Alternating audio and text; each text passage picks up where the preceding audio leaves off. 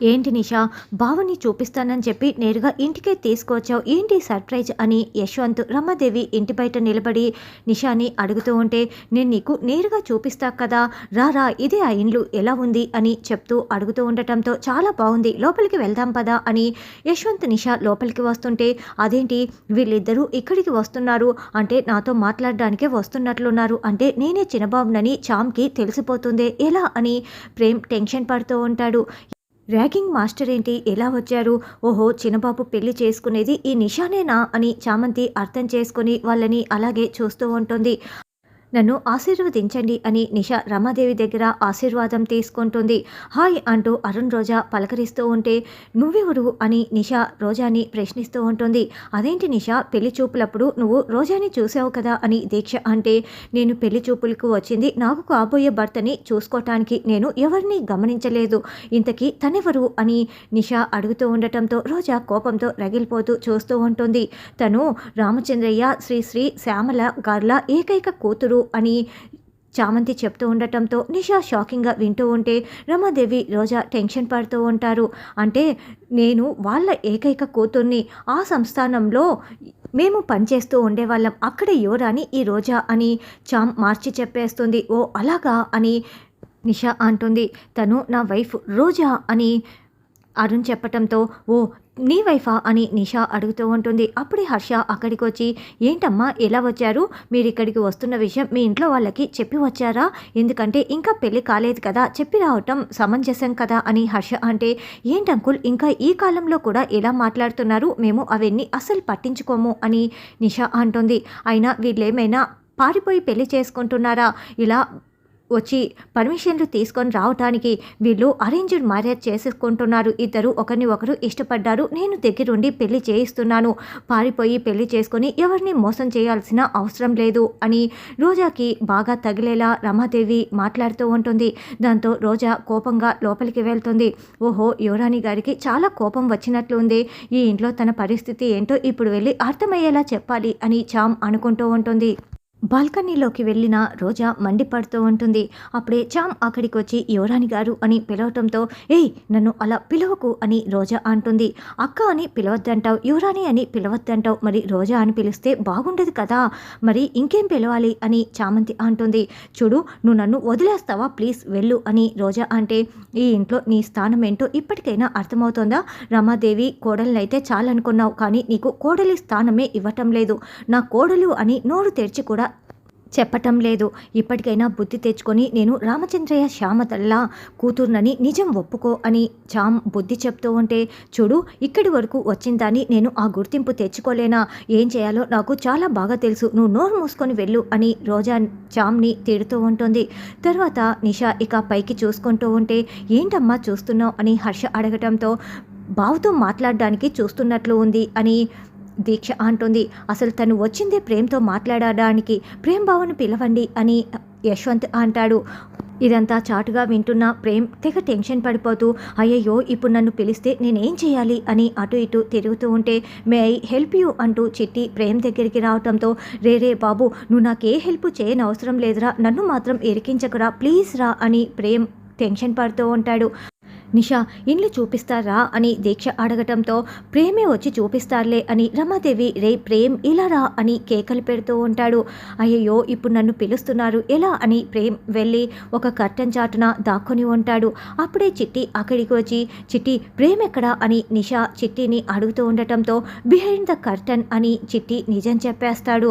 అయ్యయ్యో వీడు నన్ను ఇరికించేశాడే అని ప్రేమ్ టెన్షన్ పడుతూ ఉంటాడు. ఇదిగో ఈ కర్టన్ వెనకాలే దాక్కున్నాడు అని చిట్టి వచ్చి చూపించేసేయటంతో, ఇక కర్టన్ వెనకాల ఉన్న ప్రేమ్ని బయటికి రా అంటూ నిషా పిలుస్తూ ఉంటుంది. ఏంటి బావా కర్టన్ వెనుక ఏం చేస్తున్నావు, నీతో నిషా మాట్లాడడానికి వచ్చింటే అని దీక్ష వచ్చి అడుగుతూ ఉంటే, అంటే కర్టన్ వెనుక దుమ్ముంటే చూస్తున్నాను అంతే అంతే అని ప్రేమ్ అంటాడు. లేదులే నిషాని చాటుగా చూస్తున్నావు కదా అని దీక్ష అంటుంది.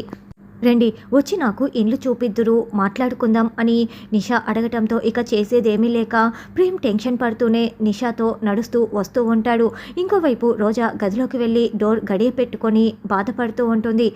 రోజా డోర్ని ఓపెన్ చేయి, నువ్వు ఇలా బిహేవ్ చేయటం నాకు అస్సలు నచ్చటం లేదు అని అరుణ్ వేడుకుంటూ తలుపు తీయమని తలుపును కొడుతూ ఉంటారు. అసలు మీ అమ్మగారు నాకు విలువే ఇవ్వటం లేదు. వాళ్ళ ముందర నన్ను అడ్డదారుల్లో ఈ ఇంట్లో అడుగు పెట్టాను కోడలుగా అని ఎలా మాట్లాడిందో చూసారా? నేను ఇలాగే పస్తులు ఉంటాను, ఈ గదిలోనే చచ్చిపోతాను అని రోజా అరుస్తూ ఉంటే, రోజా గట్టిగా అరవకు, మొహం వింటే బాగుండదు, ప్లీజ్ తలుపు తీ, కూర్చొని మాట్లాడుకుందాం అని అరుణ్ ఎంత బతిమలాడుతున్నా కూడా రోజా తలుపు తీయదు. ఇక యశ్వంత్ ఫోన్ మాట్లాడుతూ ఉంటే, ఈ నిషాని మేమిద్దరం కలిసి వెళ్తే ఈ నిషా నా తల తినేస్తుంది, యశ్వంత్ని కూడా తీసుకువెళ్తాను, లేకుంటే యశ్వంత్ చామ్ తల తినేస్తాడు అని ప్రేమ్ మనసులో అనుకుంటూ యశ్వంత్ అని పిలవగానే సార్ చెప్పండి సార్ అని యశ్వంత్ అంటాడు. సార్ అంటూ ఏమీ వద్దు, అది కాలేజీ వరకు మాట్లాడితే చాలు, ఇప్పుడు నన్ను ప్రేమ్ అని పిలువు అని ప్రేమ్ చెప్తే, ప్రేమ్ అని పిలిస్తే నా చెల్లి నన్ను తంతుంది కాబట్టి బావగారు అని పిలుస్తాను అని యశ్వంత్ అంటే, బావగారు అంటూ ఏమొద్దు, ప్రేమ్ అని పిలువు చాలు, అంతే అంతే అని ప్రేమ్ చెప్తాడు. సరే ప్రేమ్ ఓకేనా అని యశ్వంత్ అంటాడు.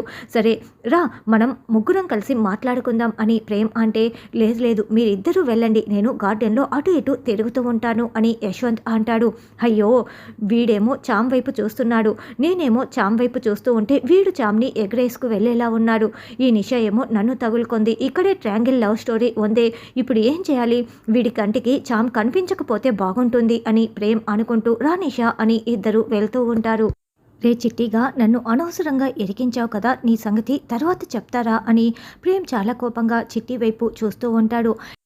తర్వాత ప్రేమ్ నిషాని తన గదికి తీసుకువెళ్ళి చామ్ ఎక్కడ చూస్తుందో అని డోర్ని క్లోజ్ చేసేసి, ఇదిగో నా గది, అవి నా ఫోటోలు, ఇది నా బెడ్రూమ్ అని చెప్తూ ఉంటే, సార్ మీ గది చాలా బాగుంది, పెళ్ళైన తర్వాత మనం ఈ గదిలోనే కదా ఉండేది అని నిషా మాట్లాడుతూ ఉంటే, అయ్యో బాబోయ్ అని ప్రేమ్ చాలా టెన్షన్ పడుతూ ఉంటారు. రా ప్రేమ్ వచ్చి కూర్చో అని ప్రేమ్ని పక్కన కూర్చోపెట్టుకొని ఇక ప్రేమ్కి ఇంకా దగ్గరగా కూర్చోవాలని పక్కకు జరుగుతూ ఉంటే ప్రేమ్ దూరం జరుగుతూ ఉంటాడు. ఈరోజు చిన్నబాబుని ఎలాగైనా సరే చూసి తీరాల్సిందే అని చామంతి నేరుగా గది దగ్గరికి వచ్చేస్తుంది. గది లోపలికి వస్తూ ఉండటంతో ప్రేమ్కి ముందే అర్థమైపోయి నేను ఇప్పుడే వస్తాను అంటూ వాష్రూమ్కి పరుగులు పెడతారు. ఇక చామంతి లోపలికి వచ్చి చిన్నబాబు ఎక్కడా అని మొత్తం తొంగి చూస్తూ ఉంటుంది. ఏయ్ నువ్వేంటే ఇక్కడికి వచ్చావు అని అడుగుతూ నిషా నిలదీస్తూ ఉంటుంది. అంటే మీరు మాట్లాడుకుంటున్నారు కదా, మా ఇంటికి వచ్చారు కదా, అందుకే నేను ఇక్కడికి వచ్చాను అని చామ్ అంటుంది. అసలు నువ్వు ఇక్కడ ఉండని అవసరం లేదు, మరి అదిగా ఇక్కడి నుంచి వెళ్తావా లేదా అని అరుస్తూ ఉంటే, సరేలే వెళ్తున్నానులే అని ప్రేమ్ని చూడకుండానే ఇక చామంతి బయటికి వెళ్ళిపోతుంది. ఈ ఇంట్లో పని మనుషులకు కూడా ఎలాంటి పెత్తనం ఇచ్చారో, నేరుగా గదిలోకి ఎలా వచ్చేసిందో అని నిషా చామ్ని తిట్టుకుంటూ ఉంటుంది. చామ్ వెళ్ళిపోగానే ప్రేమ్ బయటికి వస్తాడు. అంటే కడుపు కొంచెం ట్రబుల్గా ఉంది, అందుకే వాష్రూమ్కి వెళ్ళాను అని ప్రేమ్ కవర్ చేసుకుంటూ ఉంటాడు. సరేలే ఇప్పుడు కబుర్లు చెప్పండి అని మళ్ళీ మాట్లాడుకుంటూ ఉంటే, ఇంకోవైపు అరుణ్ ప్లీజ్ రోజా నేను చెప్పేది విను, ఇప్పుడు నీ కోసం నేనేం చేయాలి అని అరుణ్ అడుగుతూ ఉంటే, నేను ఇంట్లో నుంచి వెళ్ళిపోతాను అని రోజా మొండికేస్తూ ఉంటుంది. వద్దు రోజా ప్లీజ్ అని అరుణ్ బతిమలాడుతున్నా కూడా, లేదు సార్ హాస్టల్లోనే బెటర్, నాకు గుర్తింపు లేనప్పుడు ఎందుకు ఇక్కడ అని రోజా అంటే, అయితే నీతో పాటు నేను వచ్చేస్తాను, ఇద్దరం కలిసే వెళ్దాం అని అరుణ్ అంటాడు. అదేంటి నాతో కలిసి వస్తానంటున్నాడు, అలా కాదు కదా జరగాల్సింది అని రోజా అనుకుంటూ, వద్దులేండి సార్ నాతో రావటం ఎందుకు, ఇప్పుడు నాకు గుర్తింపు రావాలంటే మీ అమ్మగారిని రిసెప్షన్ చేయమని చెప్పండి, అప్పుడు మనకు పెళ్ళైందన్న విషయం అందరికీ తెలుస్తుంది కదా అని రోజా అడగటంతో, అవును నువ్వు బాధపడుతున్న దాంట్లో అర్థం ఉంది, వాళ్ళు వెళ్ళగానే మామ్తో రిసెప్షన్ చేయమని నేను మామ్ని ఒప్పిస్తాను సరేనా అని అరుణ్ అభయమిస్తూ ఉంటాడు.